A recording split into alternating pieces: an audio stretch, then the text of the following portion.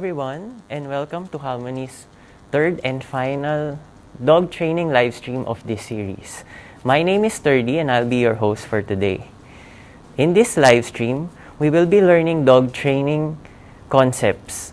But first, let me go through some rules for us to enjoy a great session. Number one, during the session, there will be opportunities for you to practice your dog training. So do prepare your dog's favorite treats. Number two, this live stream is not a substitute for a personalized individual training. Advice shared in this session may be too general for your specific case. So it's best to consult your dog trainer. Number three, there will be a Q&A segment at the end of the session. So if you have any questions, feel free to type in those comments in YouTube, Facebook, or whatever platform you're watching this from. Lastly, we encourage everyone to stay until the end of the session, since there will be some prizes that will be great for your dog and dog parents.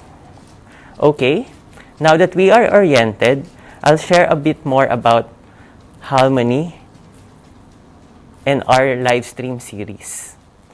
HAImony is a youth-led community initiative that promotes dog training. For us, dog training is not just a part of responsible dog ownership, but it is also learning to communicate with our fur kids. Having a well-trained dog would lead to a better living situation for everyone in our community. But dog training has its challenges and would differ from dogs and dog parents. So our project hopes to help dog owners tackle problems faced during self-training by working with professional dog trainers to create useful resources like this live series. Okay, this live series would feature theory and practical aspects on addressing common behavioral problems and dog trainings in our local context. So without further ado, I will pass the time to Theresa, a professional dog trainer who will be teaching us about how we can get engagement from our dogs. Thank you, Sturdy. Hi, welcome everyone. Welcome to our final session. Today we're going to be talking about getting engagement from our dogs. Can we get the slides up?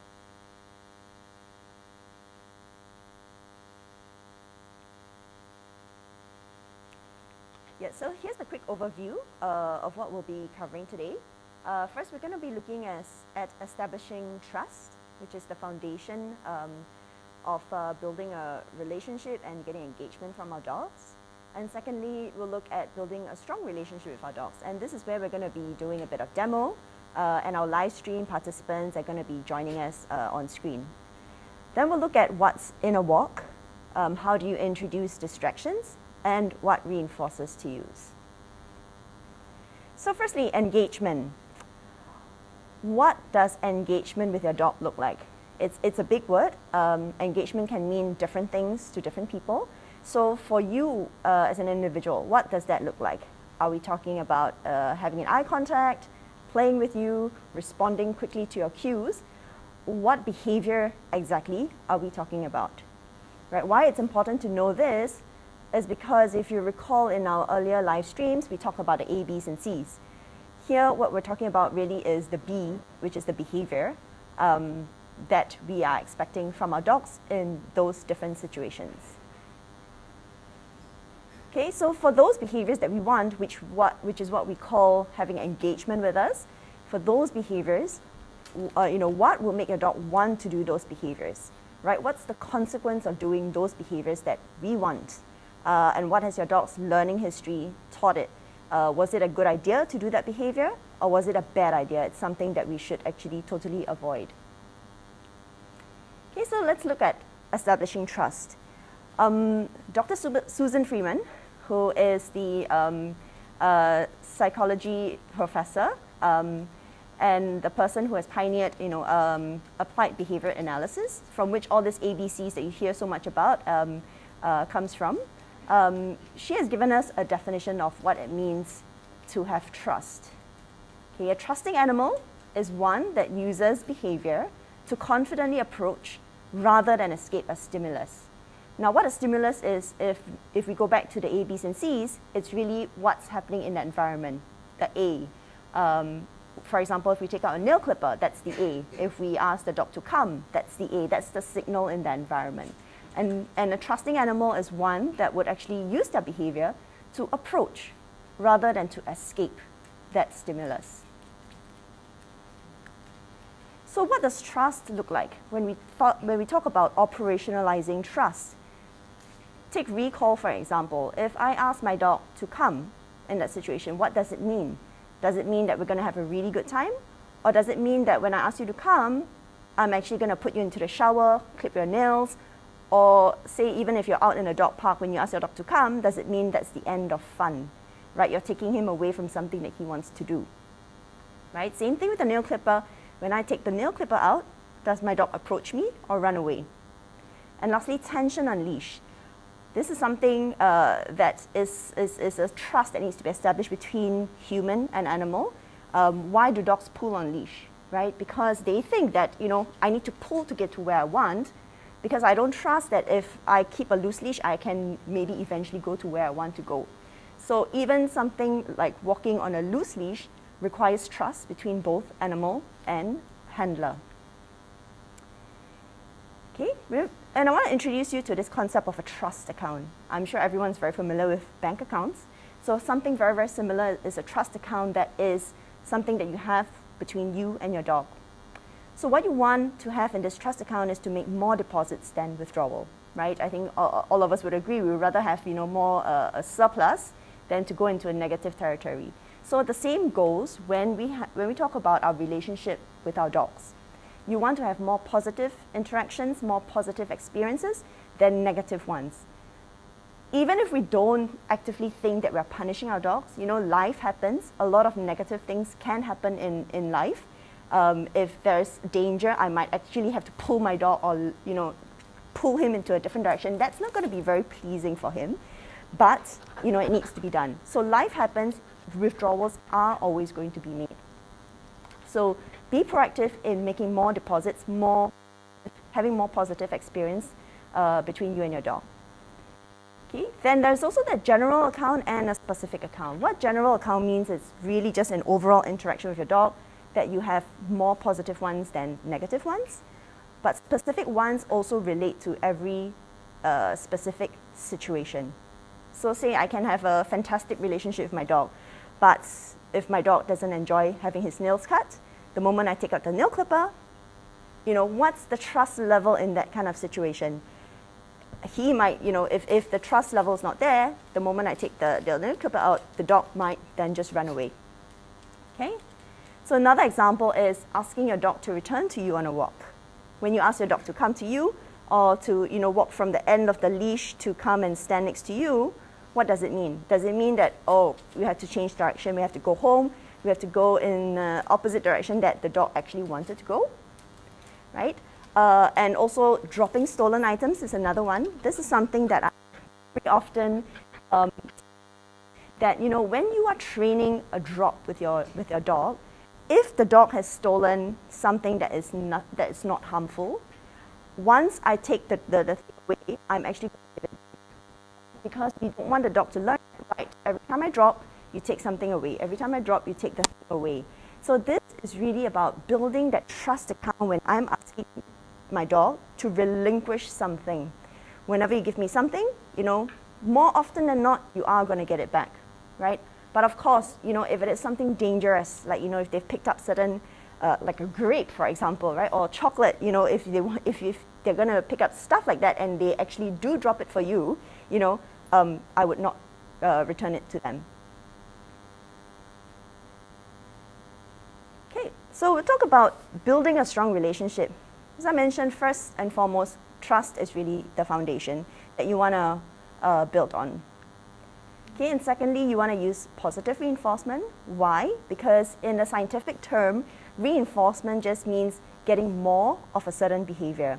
So if you want more of a certain behavior, the good consequences have to follow so that the behavior will be repeated.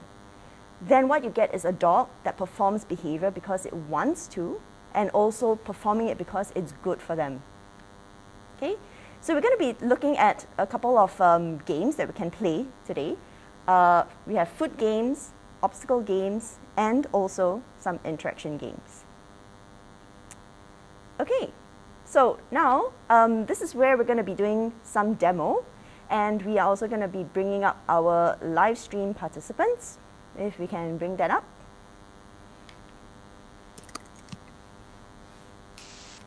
Hello. Hi. Okay, so maybe just tell me your dog's names. I know Jerry. What's your dog's name? Leo. Leo. And Chloe? It's called Truffles.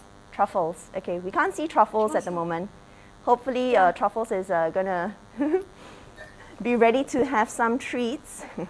Okay, and then I have Crunchy with me here, right? She can't wait to get started.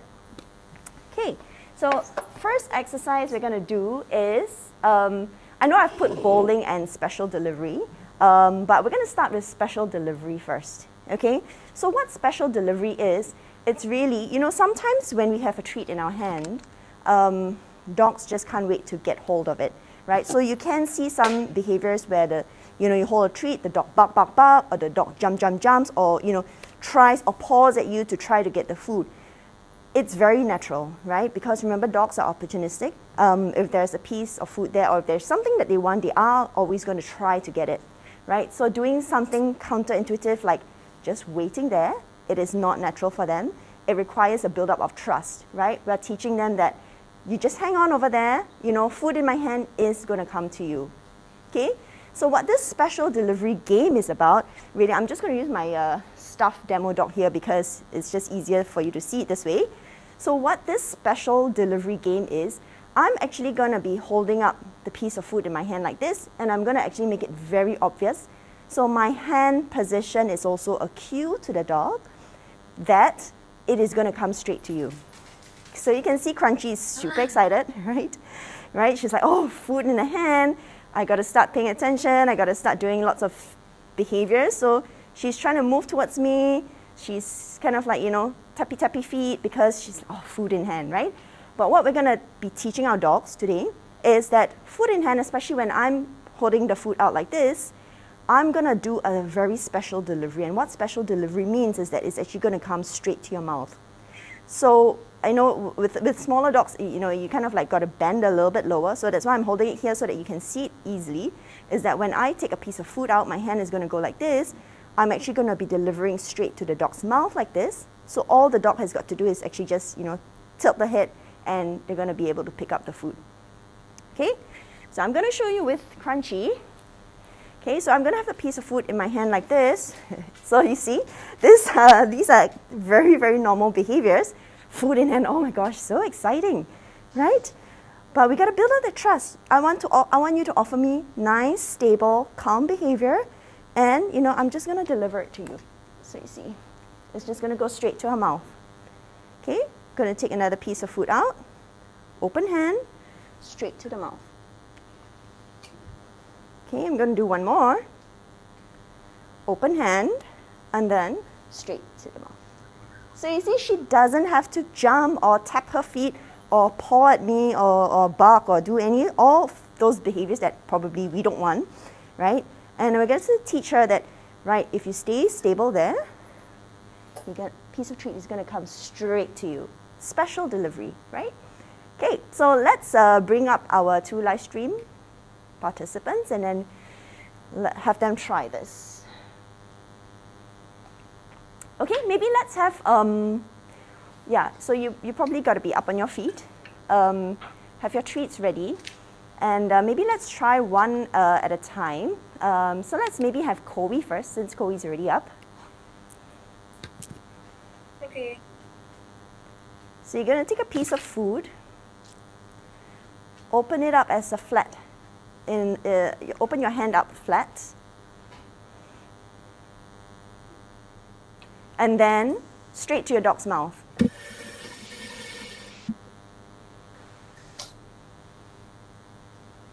Take another piece. I fed him.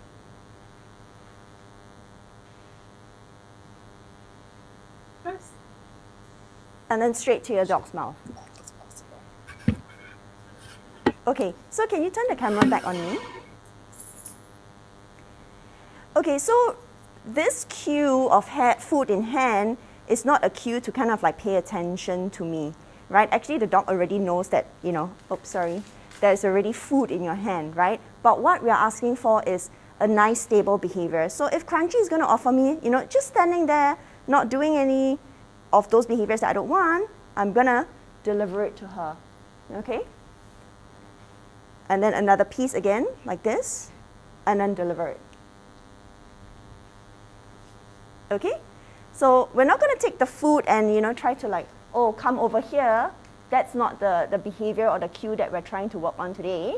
We're not going to lure the dog by having them come to the food. We're actually asking them to offer, yes, good, very nice, stable behavior like this. And food is going to come straight to you. Right, she looks at me. Yes, very nice, okay? And then we get one piece of food delivered straight to you. Okay, come, let's take a look at Jerry. Yeah, do you want to try that?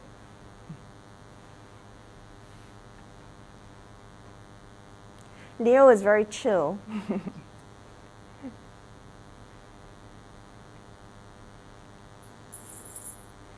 Okay, so I want you to make like a very deliberate hand movement, Jerry, because very often, you know, we're kind of like, you know, what happens in a lot of times in dog training is that it's the humans that actually confuse a lot of things.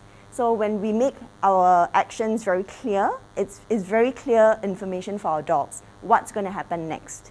Okay, so take a piece of food, have, you know, open out a flat hand, right? So that to your dog is going to be a signal, and then go deliver it straight to your dog. Yeah, that's right.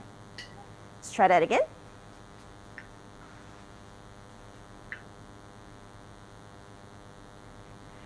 Okay, and then let's take a look at Koei again.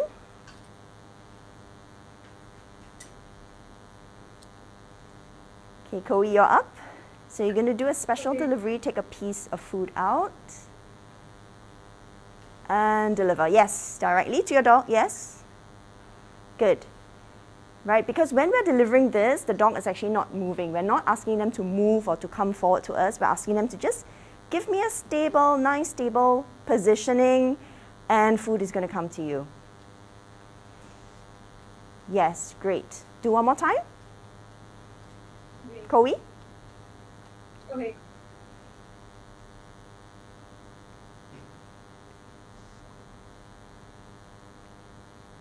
Great. So this is really, you know, establishing that trust that when food is happening around, we have food in hand, we have food in our pouches, what we want is really nice, stable behaviors. You don't have to jump, you don't have to do any sort of behaviors that is probably not very pleasant for a lot of owners, right? Just stay there, hang on, offer me a nice eye contact, and it's going to be delivered straight to you. Okay? The next one we're going to do is called bowling. And later we're going to see, we're going to try these two behaviors together. Bowling is also a really nice exercise which I like, which is something that you can actually use outdoors on your walk. When you play this game with a dog at home, when you then take it outdoors, it is a nice, very simple game to give you a sense of how much of your dog's head space do you have. Does your dog orient back to you immediately after eating the treat? Or is your dog eating the treat and then, like, you know, looking around everywhere else? If your dog is doing that, that's information for you that it's going to be really hard to cue another behavior, right? But if your dog is reorienting back to you as soon as, you know, they finish eating the treat, then yes, you can very easily ask for other behaviors like, you know, like a touch or sit or, you know, go around, any sort of behavior that your dog knows really well. Okay? So what we're going to be doing in this bowling demo is we are actually going to be bowling the treats side to side. So it's going to look like this. So I'm going to bowl.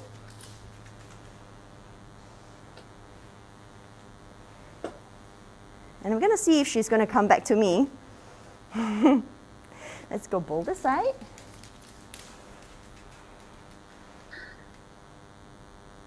Yes. So ideally, we want them to be coming back to you, so I can maybe try to lure her a little bit. I'm not even having treat. Yes. Just trying to get that behavior started because this is the first time she's playing it. So what we want is the dog eating the treat and then orienting to you. Actually, I'm just asking for a hand touch. Yes.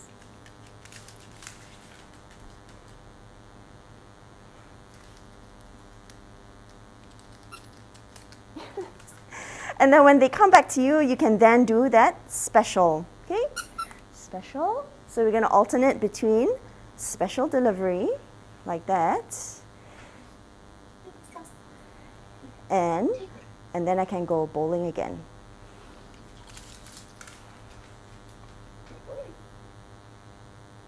Okay? All right, let's have Jerry up. Yes, hi. Okay, so you do some bowling. Yes, nice. So when your dog comes back to you and is within a feet of you, you're going to mark it and say yes, and then you can bowl again. So do a few times of bowling and then a few times of special. All right, let's go. So as soon as your dog is within a feet of you, you're going to mark it, say yes, and then toss. Oh, is it okay if I stick with good for my mark? Oh, yes, yeah, of course. I forgot, yeah. Cool. Yeah. Thanks. It's okay. Yeah, so just mark that behavior, right, of your dog just standing in front of you. Good. We're not asking for a sit. I know it's very common a lot of times, when dogs come up to owners, the owners then ask for a sit. If we're always asking for a sit as a behavior, we are actually limiting the dog in terms of the number of skills that they have. Yeah? All we want is the dog orienting to you, which is very nice, yeah? And then go bowling. So as soon as your dog is a feet in front of you, offering that nice, stable behavior, I would pause a little while. So Jerry, just now, when Leo came back to you, I would just pause a while, yes, before he goes into a sit, actually. But earlier, while he's still walking to you, right? Maybe just wait for that nice standing position. Yes, mark it, good. And then reinforce, okay? Don't be kind of like too much in a hurry while he's still walking. You're trying to get the treat to him. We don't need to rush that. Let him come towards you. Yes, good. Yep. So you see that nice stable behavior, very good. And then alternate that between the bowling and that special. Very nice. Thank you, Leo. It looks good. Let's see Koi. Okay. Okay? So do some bowling first. Yeah, do a few times of bowling. I know Truffles is a 7-year-old. Is movement going to be okay for her? Yeah. He's Okay. fine. He's quite active. So Okay. he has to come all the way back. Yeah. You can try to see if he will give you a hand touch if you put your hand out.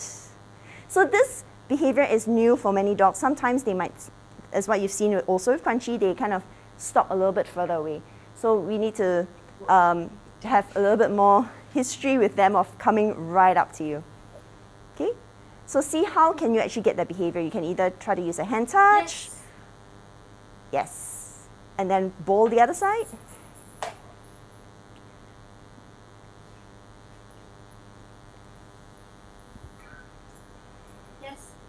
Yes, mark it and then toss. Good.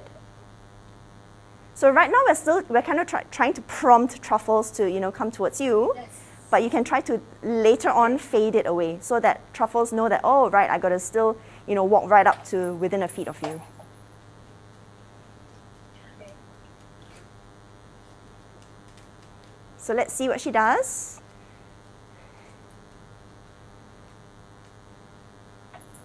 Okay, bowl again. Yep.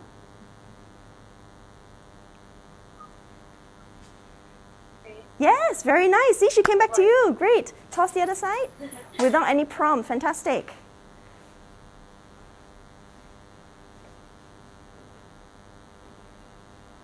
Good one. Yes, good. Mark it. Good. And then toss the other side.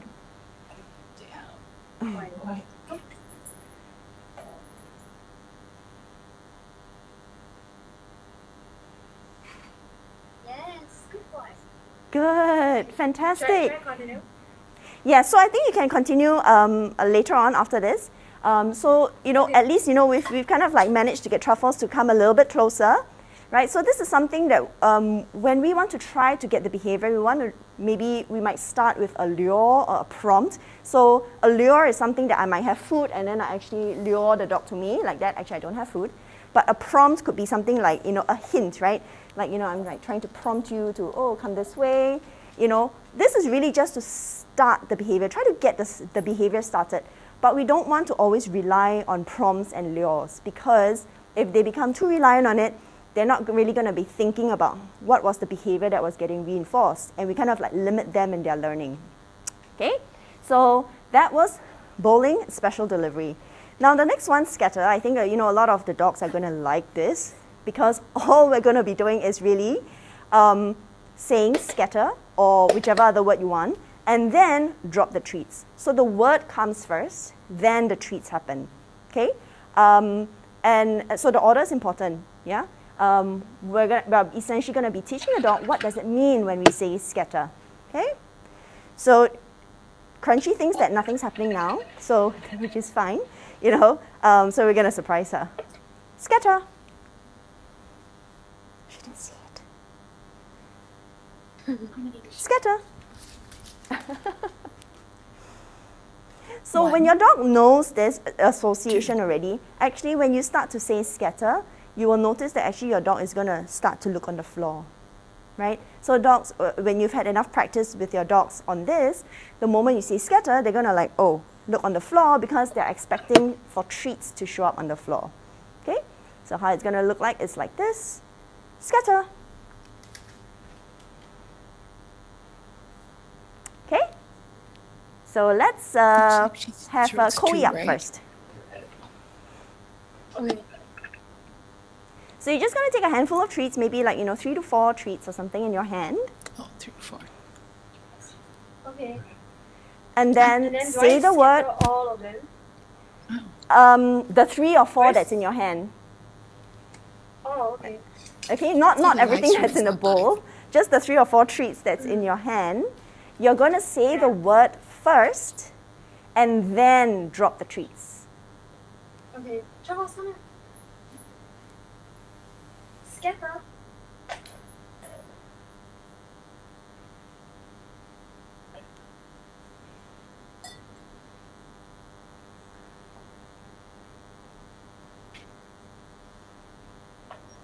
Is he supposed to eat everything in one shot? Yes, but you see, it's a new game. If let's say the dog hasn't played this game before, they're not actually, they might actually expect only one treat, and then they kind of like didn't think to search for the rest, right? So, the more they play this game, the more they're going to be better at being able to search and hunt for these treats. Okay, you try that 2 more times, just 3 to 4, Okay. 3 to 4 treats in your hands. Just say scatter, then drop. Scatter. Okay. Drop. Scatter.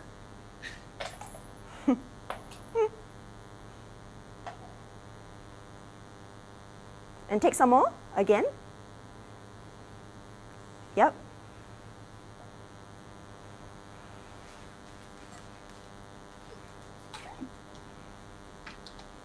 Scatter.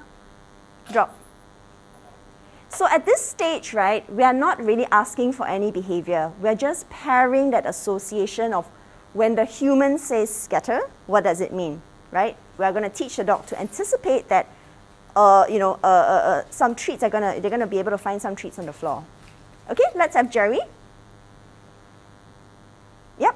Okay, so you're going to do some scatter? Yep. So you can preload your hand with a few more treats again. You can just say the word even if your dog is not looking up at you. Say the word and then drop. Scatter. Yeah.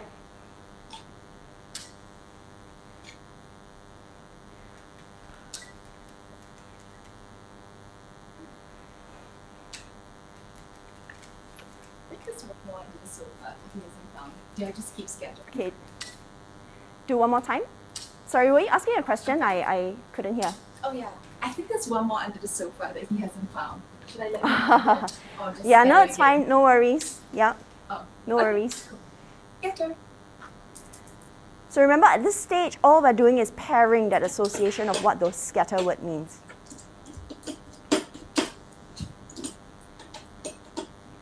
Okay? All right. Can we have the camera back on me? And then I'm going to show you, and also in the video next, I'm also going to show you how you can actually use this in an outdoor situation, right? I can ask my dog to go scatter, right? Scatter. And then when I have the dog's attention is orienting towards me, you know, I can ask for a known behavior. Let's try again. Scatter. Paw. Yes. Scatter. Paw. Yes. Scatter. Paw. Yes. Good girl. Okay, and then we'll now take a look at a video of how we can actually do this outdoors. I think this one's done.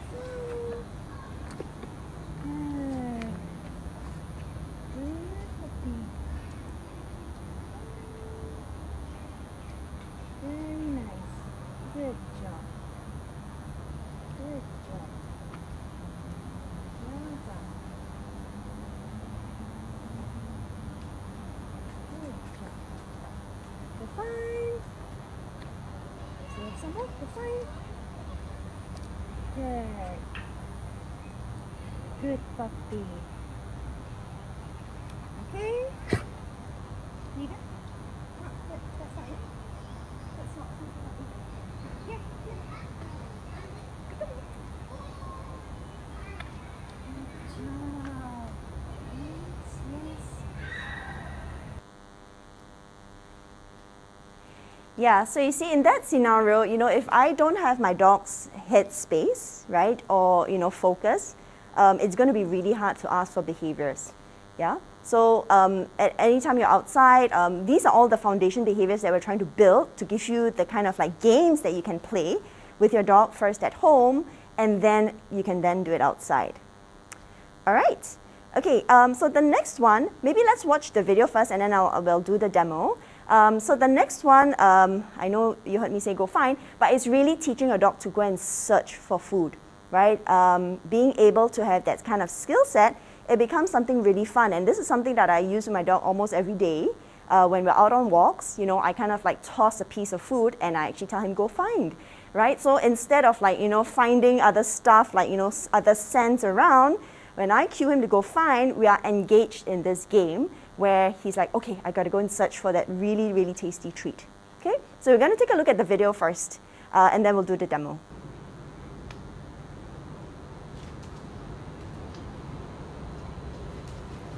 Go find.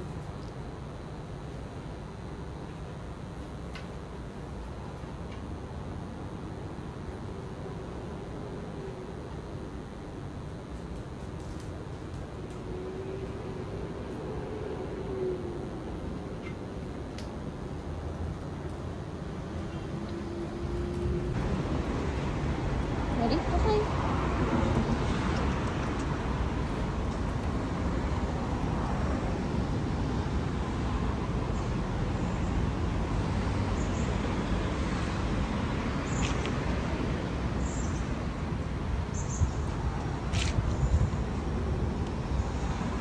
Go find. Did you miss it? Can they still hear me if I speak now? Turn.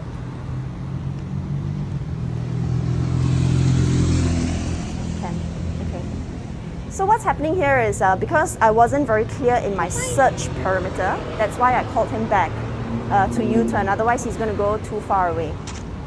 Good boy.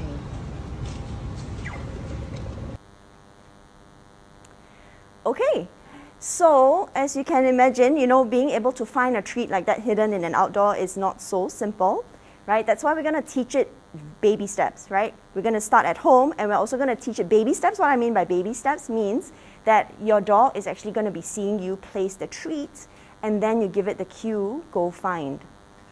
Okay, so I'm gonna have Crunchy here. We're gonna be having her on leash, right? Maybe you come over here, you know, just so that she's not gonna run towards the treat until I give her that cue. Okay, so she's gonna stay there.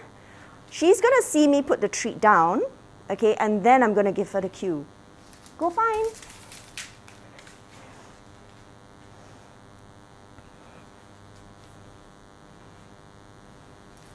Go find.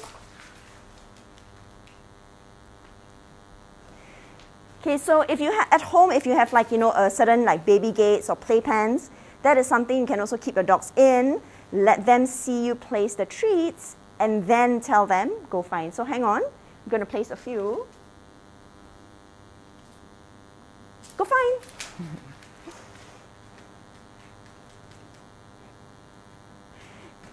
See, she's only picked up one, you know, so she's not yet learned that, oh, sometimes when we say go find, there could be more than one. Go find. So sometimes I cue my dog go find when there's still food on the floor that he hasn't maybe found. I'm going to tell him go find, and what that means, you know, you put your head down and continue searching. All right? Okay, let's have Jerry up on screen. Thank you, Crunchy.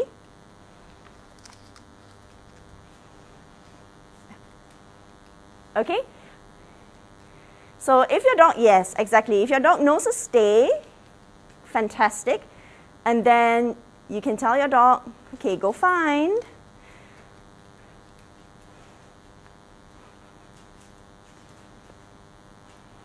So it looks like your dog already knows this game, does he?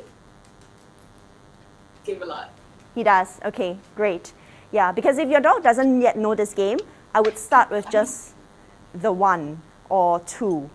Yeah, but if your dog already knows, it's fantastic. You know, this is something you can use when you're out on a walk. Yeah, when you're in an open area where there's not too many distractions or too many people, you can then hide treats, let him go search and find.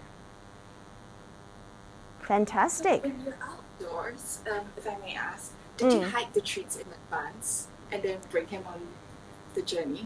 No.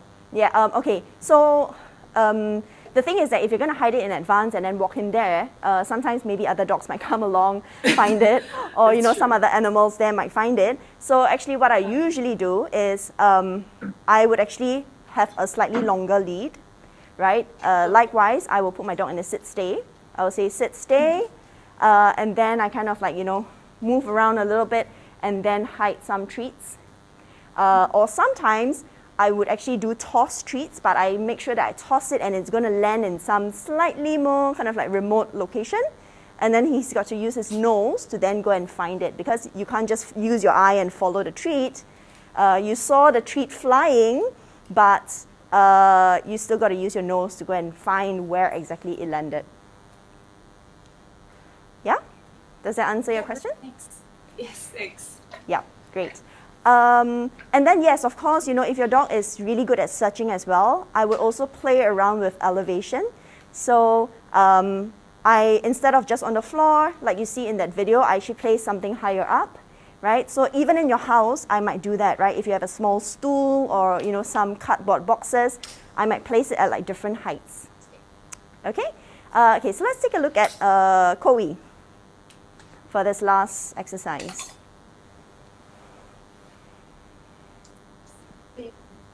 Stay? Trouble stay? Good boy. Okay, fine. Okay, go find.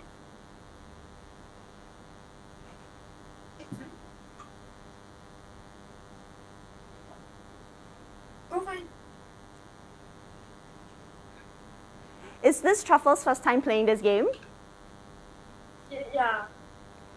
Yeah, so I might start with just the 1 treat. I'll just. Yes, and I might then have it something that maybe it's really, really tasty, or maybe something that your dog maybe hasn't tasted before, right? To kind of like just get an interest going. So you can put him in a sit, stay again, and then hide 1 more. Okay, stay. Trouble stay. Good boy. No, stay. Stay. Stay. Fine.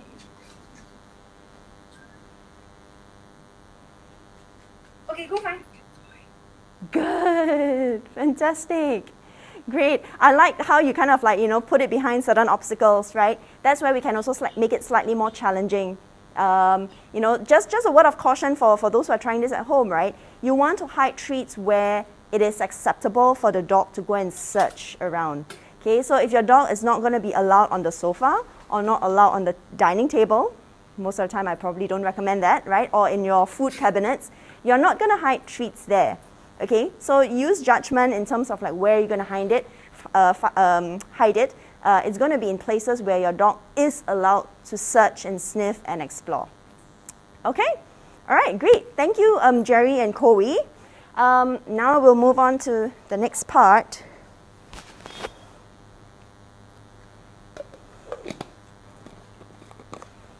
So the next section is on interaction games. Okay, so interaction games is something that is really, really, really good for building a strong bond with your dog if it is played right, right? So you want these games to be safe and super fun, right? And what's really important is that it's got to be safe, because a game like tug sometimes cannot be, can be really unsafe if you have a dog that, has super intense feelings, right? About toys, or maybe has resource guarding issue, it's not safe. So in these interaction games, we always want to make sure that it is going to be safe to play.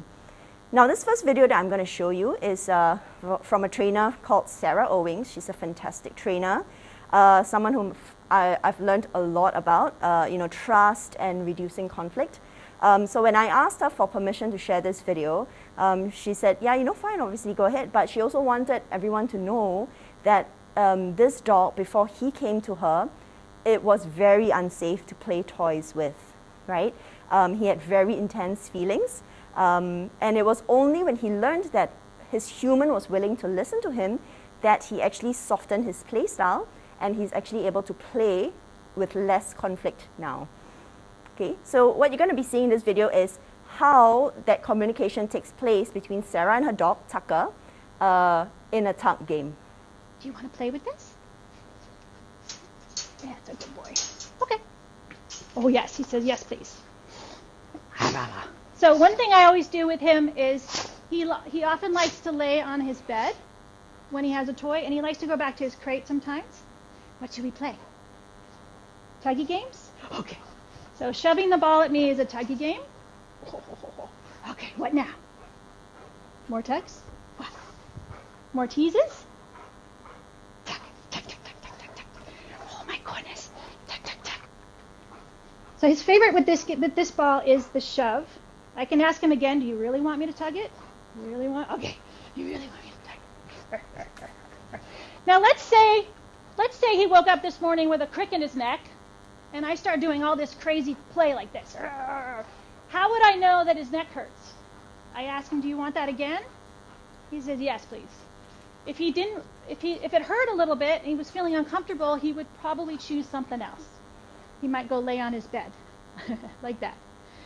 That means he wants to enjoy the toy by himself for a moment. Oh, but it's my turn again? Okay. Notice how when he leaves like that, I don't go and try and take it. That's not a teasy game. Right. So, there's so much communication that's going on between human and animal over there.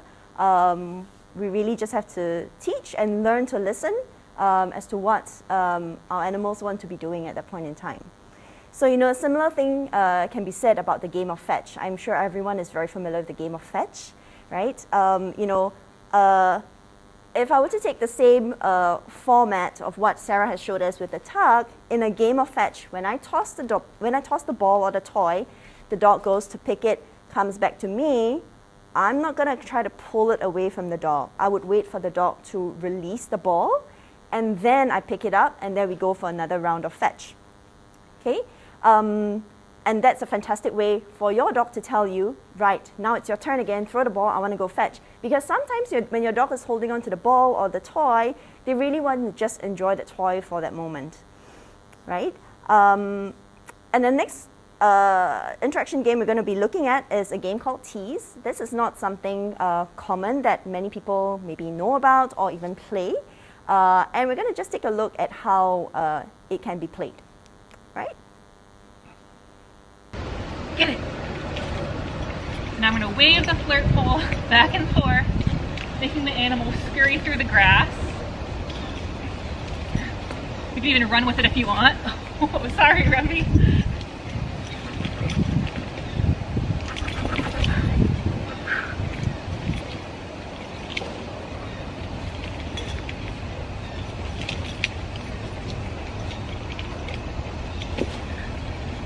Now what you don't want to do is you don't want to wave it in the air like this, because the dog can jump up and potentially hurt himself. And that's what happened when a friend of mine was playing with the flirt pole with Remy. He had it up here, and Remy jumped really high, and he actually hurt his foot. He was limping for a while. So you always want to keep it low on the ground. Yes. Woo! Good job, Remy! And when he gets it, I'm going to give him a little time to enjoy his victory. He gets to play with it for a little bit. Good job, Remy! I'm not going to let him have it for too long because he'll destroy the toy, and he destroyed the last one already. But he gets a little bit of time with it because he earned it. He did a good job. When you're ready to play again with the flirt pole, you're going to have your dog drop it. Okay, great. Now the last category of games is what we call obstacle games. So, you know, the thing is you can be very, very imaginative and creative with this, right? And this list is actually never ending. So I'm just putting a few here. The first one of which is actually stationing on a platform. You know, it may not look like very much of a game, but it's a communication tool that you can have with your dog while you're out on walk. And this is also something that I use very often, almost every other day as well, when we're out on walks. Okay, so let's take a look at the quick video.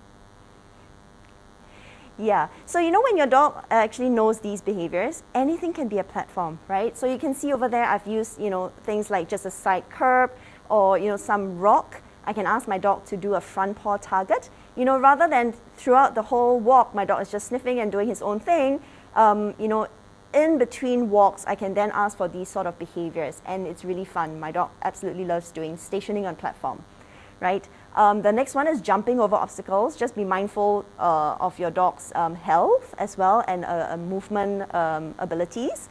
So, you know, you can have something really small, like a small rock. You can ask your dog to jump over it, or if your dog is more athletic, can jump over higher stuff. You know, as you're walking, you come across this obstacle, you can then ask your dog, like, go, jump, right? And then we jump, and then, yay, good job, and then you get a treat. We continue on our walk, okay? The next one, walking on obstacles, is something like a parkour. So this is what some might call a dog parkour. And this video is from a friend of mine, Stephanie, and her dog, MB. And you'll see how well they do on this obstacle. Right, we'll take a look at the video.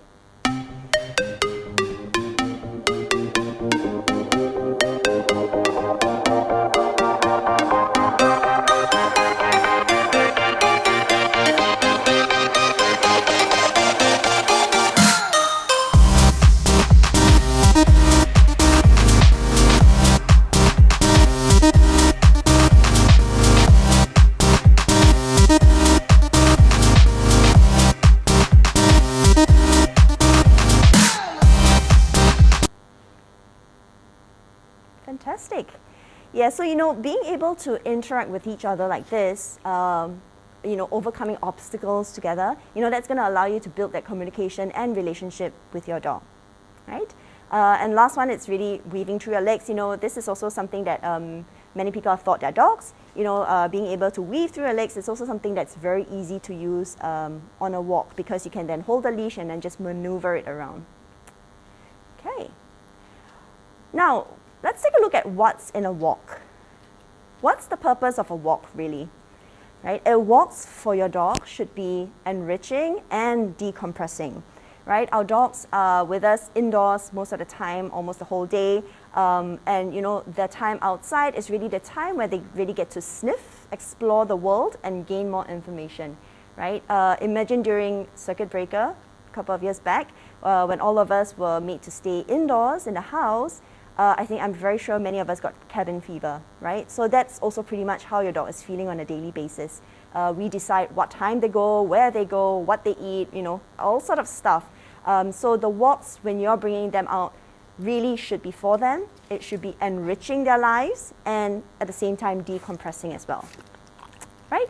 So when we say decompressing, one of the important things is really for them to sniff. Why we want them to sniff is because it helps to lower their pulse, it helps calm them down. So, you know, games such as sniffing games, things like the scatter game that we played earlier, it is helpful in helping a dog calm down, right? The more they sniff, the more intense that they sniff, the more they're going to be calm. So we're going to take a quick look at this video from this study that was done on dog sniffing on walks.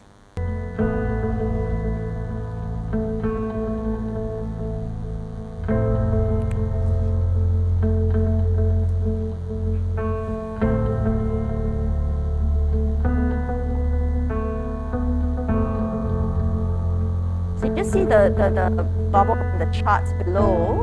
What they're trying to show is, you know, when the dog starts to sniff, that's when the pulse starts to go.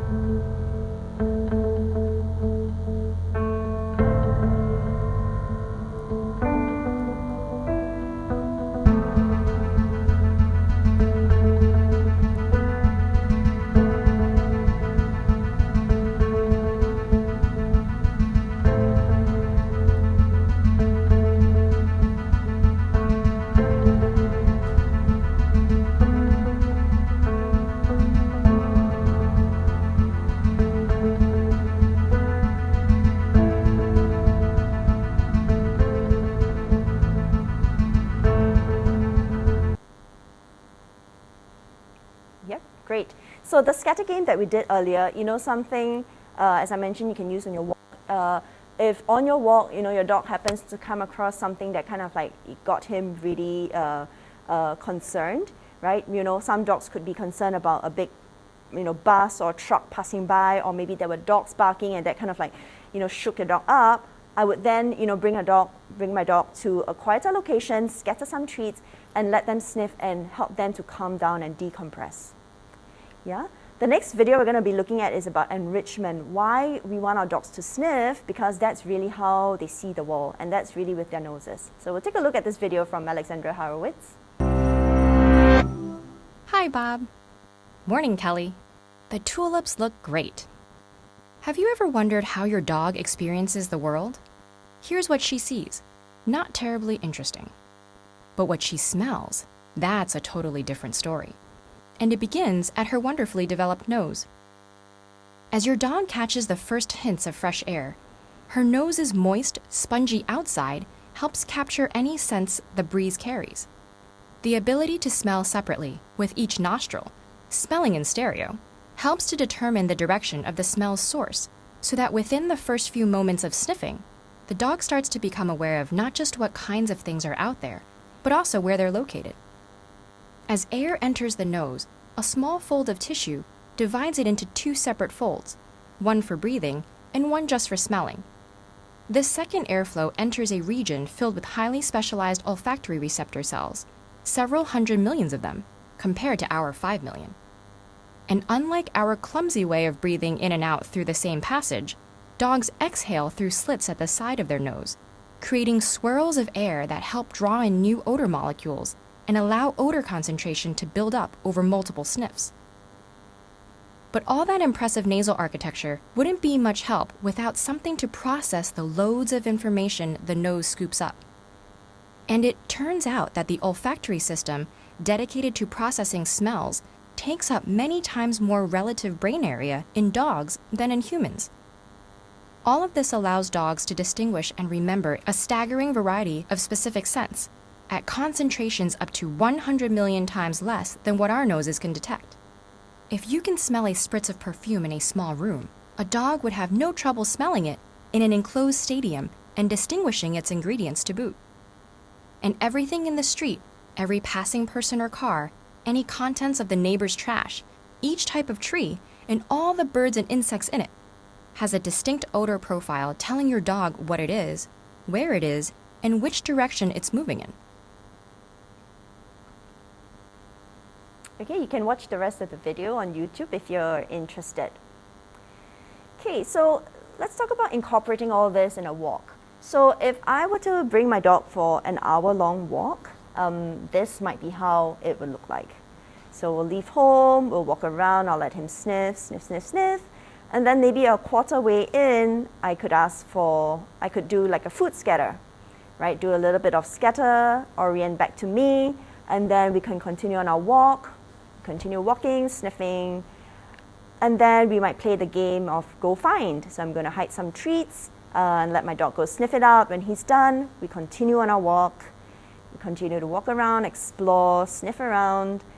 And then if we come across something suitable, we might do like an obstacle game, do a platform stationing or do some jumps over a small little obstacle. And then we continue on our walk, sniff around and explore. And then we might do a little bit of game of like a tug or a fetch. And then when we're done, we're gonna make our way home, right? So this would be how an hour-long walk might look like.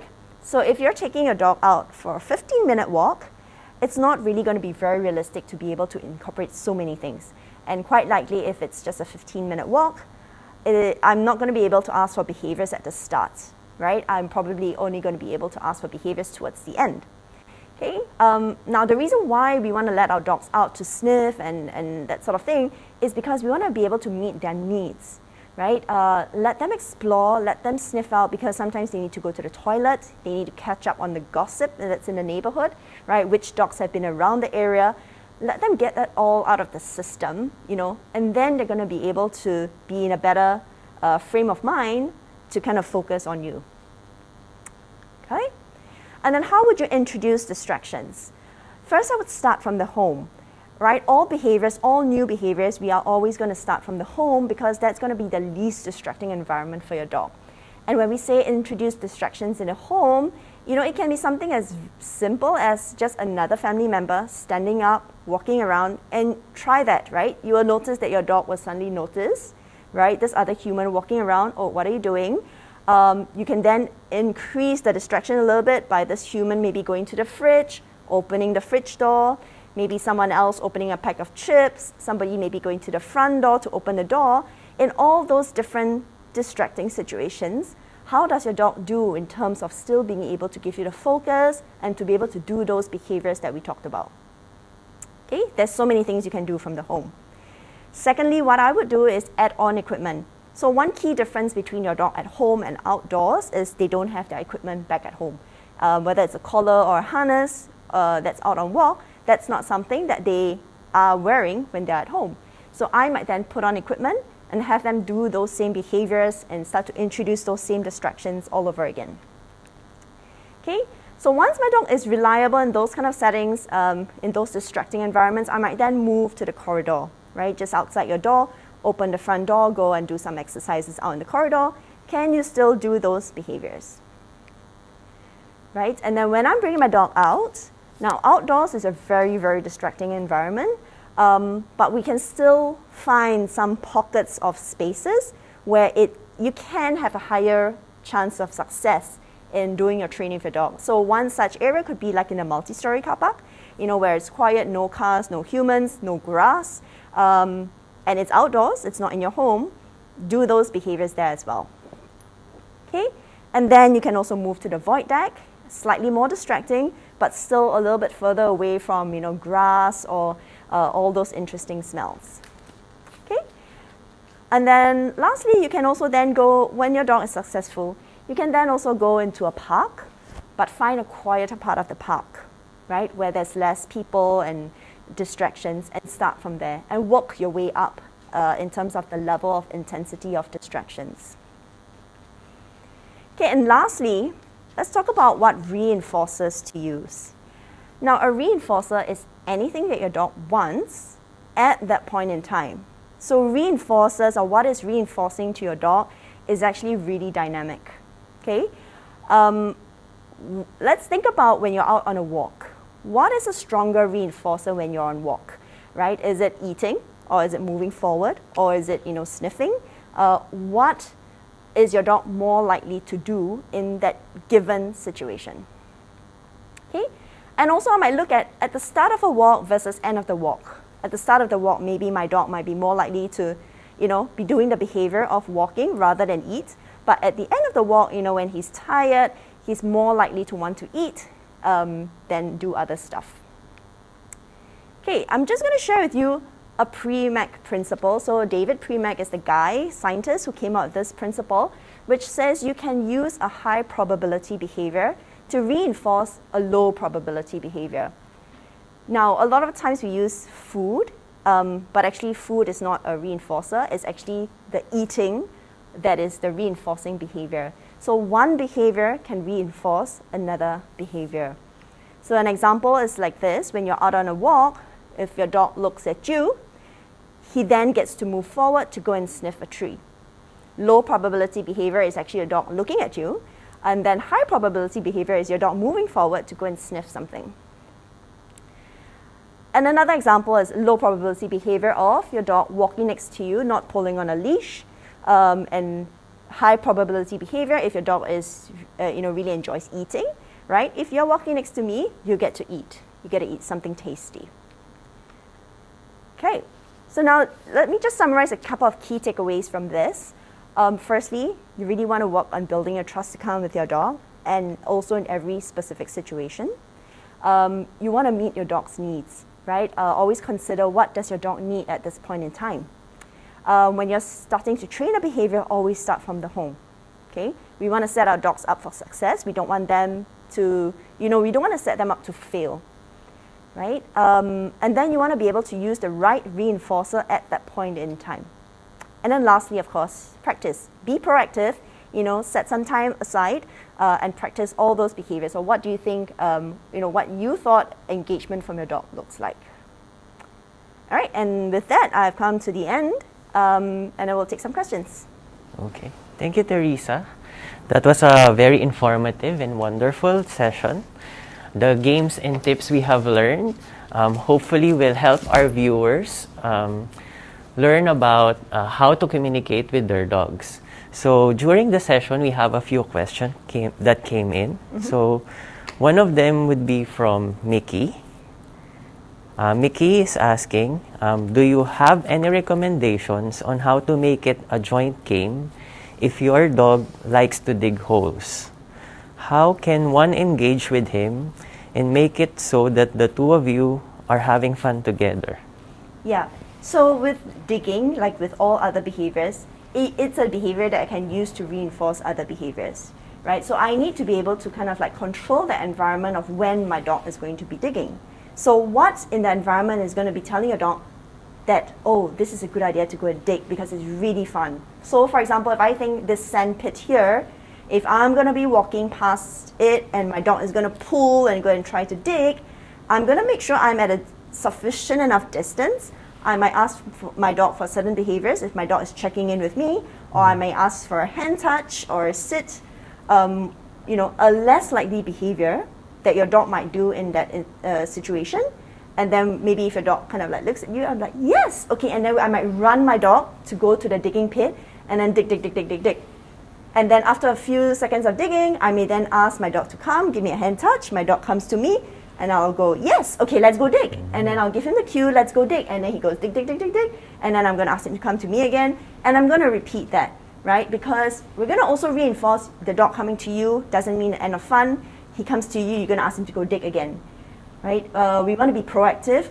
If I see the situation, oh, this situation is when my dog is going to go digging, I'm going to make use of that situation to then ask for behavior and then running my dog to go and let him do the activity that he really enjoys. Oh, nice. Okay, so another question comes from J.O.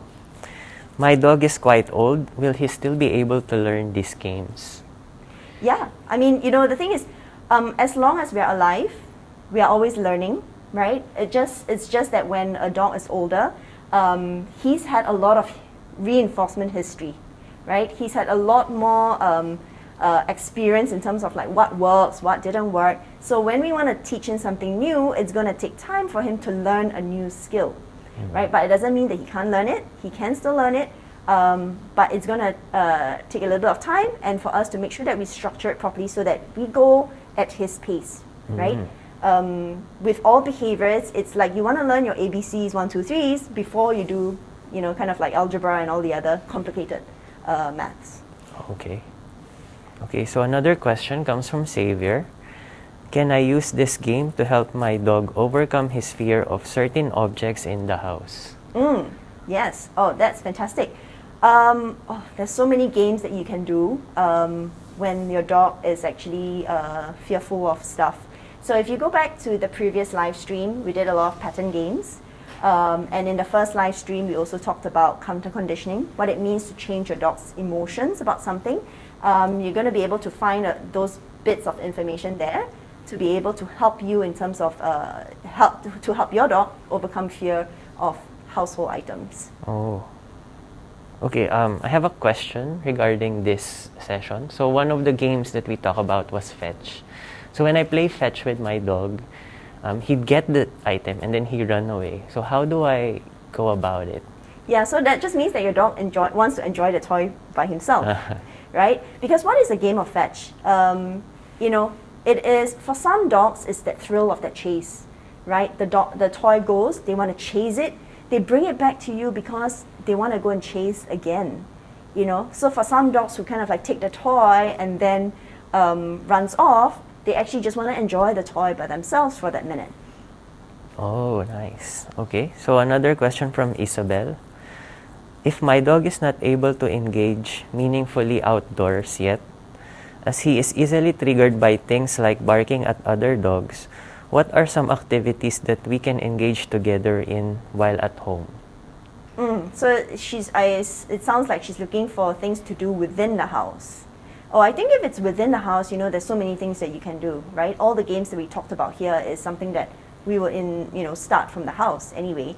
And then in terms of, going out, like we talked about, how do we introduce distractions? If being out in an environment is going to be very, is going to trigger the dog off very often or very easily, I'm going to find some place that's a little bit quieter. Something like a multi-story car park, or somewhere maybe it's a big open field, right? Away from traffic, away from people and other animals. Is my dog then going to be able to think and be more comfortable there? Okay, another question from Geraldine Wong. Is there a list of places around Singapore that have outdoor dog obstacles or dog parkour setups like the one you featured in the video? To be honest, I'm not aware.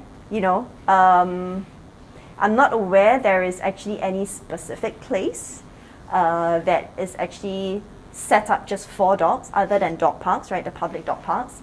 So those that you've seen in the video are really just random things that we come across on our walks. So like, that really big rock that I had my dog on. We were just walking and I'm like, oh, there's a big rock. I'm like, hey, come on, let's go up, right? And then we do a platform stationing there. And then I may just continue walking, and then maybe I come across like a really long bench. I might then say, hey, jump over this, or like get on that, right? So, it's just really things that you find in the environment, and how can you actually think about how you can interact with it, with your dog. Okay, I have a couple of questions from Shi Jia. So, what are the common mistakes or misconceptions to note when trying these games or activities? Okay, so I would say that what's really common is people might try to ask too much of a dog when they don't yet know the behavior. So for example, like you saw our live stream participants, for Geraldine, her dog already knows this game, so she can then hide more and hide it in more inconspicuous places. But for a dog, like Chloe's dog, Truffles, it's a game that he's playing for the first time. We want to make it really easy. So every time we play a game, we want to make sure, can the dog succeed in doing the behavior I want it to do? If I'm going to maybe hide a treat under there, is Crunchy going to be able to find it, right? If she's not going to be able to do it, that's not where I would start. So one of the common mistakes I would say is sometimes we try to, make it too difficult for where our dog skill level is at that point in time. Okay. So another question from Isabel. So she's asking, could you share more examples on how these games could be applied to daily life? Yeah, actually these games are played every day in life. The scatter game, I do have some clients who play that all the time on their walks. Also for reactive dogs, right? Because I mentioned the scatter game is something that's, the more you sniff, the more relaxed the dog is going to become. So, for a reactive dog that is triggered by, other dogs or like maybe by bicycles, first and foremost, we really have to make sure we get that distance. If you're too short, too near, your dog is going to go into a frenzy already, and by that time, it's really too late to do any learning or any training. So you always want to first have that distance, and then say a bicycle appears, I might then tell my dog, okay, go scatter, right? And the dog is going to go scatter, scatter, scatter, scatter, scatter.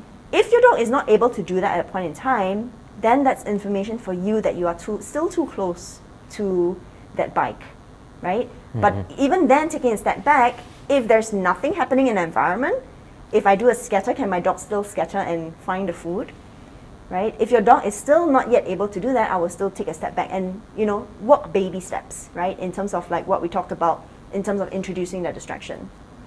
Okay. And the last question comes from she. So she's asking if I would like to do outdoor activities with my dog, such as cycling or scootering. Is training needed? If so, what kind? Okay, I would first ask whether this is something that you expect to be doing with your dog every day. Because running alongside you while you're cycling or scooting requires the dog to be very fit and athletic. So if your dog is not doing this every day, your dog might struggle to keep up because the fitness is just not there, right? It's just like us. If you ask me to run a marathon or something, right? If we don't train, we can't run it.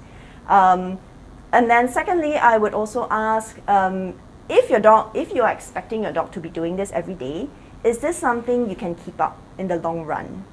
Because when you do that, you build an athlete of a dog, and then when it comes a time where maybe you fall sick or you're not able to actually cycle or scoot out with your dog is going to have a lot of pent-up energy because he's very used to this high-intensity exercise on a very regular basis, right? So it would really depend on what you intend for this to be. If you want to build an athlete of a dog, fine, by all means go ahead. But I would caution also against that because sometimes it's not easy to keep up with an athletic dog as well, right? So you need to kind of like find that balance, what really works for your dog. Because sometimes over-exercise can also overstimulate dogs and they are then not able to rest properly and it kind of like, affects the entire system. Yeah. Okay. Yeah. Okay. But if this person is really interested in still, doing this, I would first look at, can your dog actually walk alongside when you're having the bicycle? Let's say you're pushing a bicycle. Is your dog able to walk alongside you, right? Then when you speed up, can your dog go alongside and catch up with that speed, right? So remember, with all behaviors, we always want to break it down and work at that baby steps, that foundation level first. And what does that look like? Okay. Yeah. Okay. Now we have come to the end of our live stream. We hope you have learned a lot in this dog training session. Be consistent and you'll stand a chance to win prizes by joining our social media challenge. So all you have to do is show us an exercise or game that we have learned today, record it, and follow these instructions that can be found in our social media pages. And lastly, we'd love to hear your feedback on the sessions on this session and how we can better cater to your needs through our future endeavors. So to do that, just scan this QR code and complete a short feedback form. Also in the screen, you can see a QR code that can be pertained to our Telegram groups, which will help in your dog training needs. Okay, that's all. Thank you for joining our live session. Hope you learned a lot today. Thank you. Bye. Thank you. Bye.